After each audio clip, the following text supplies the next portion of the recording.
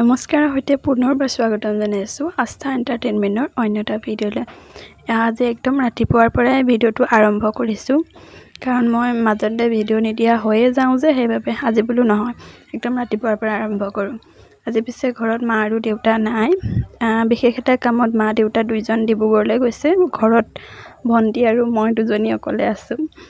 উঠাৰ পিছতে ভণ্টিয়ে চাহকাপ বনালে, তাৰপিছত দুজনে ধুনীয়াকৈ চাহ তাহ খাই আজৰি হৈ ল'লোঁ। চৰাইটো দেখিছেনে, সদায় আমাৰ চাহ খাবৰ সময়ত একদম লাগে তাক বিস্কুট খাবলৈ, এয়া চিঞৰি আছে। আজি পিছে মা নাই কাৰণে গোহালি ঘৰ চব চাফা কৰিবলগীয়া হৈছে। ৰাতিপুৱাই গৰুজনী উলিয়াই ধুনীয়াকৈ গোহালি ছোৱালী চাফা কৰি ল'লোঁ। তাৰপৰা পানী ফিল্টাৰ দিয়া কাম সকলো আচলতে মা নাথাকাত ভণ্টি আৰু মোৰে এতিয়া দায়িত্বত আছে। যিহেতু মই পিছে কাম একেবাৰে নাচি বাগি কৰিছোঁ দেই, ভাগৰটো যাতে মোৰ ফিল নহয় সেইবাবে। তাৰপিছতে এয়া ভাতৰ যোগাৰত লাগিলোঁ, ধুনীয়াকৈ ভাত বনাই খালোঁ। আজি ইমানেই আছিলে।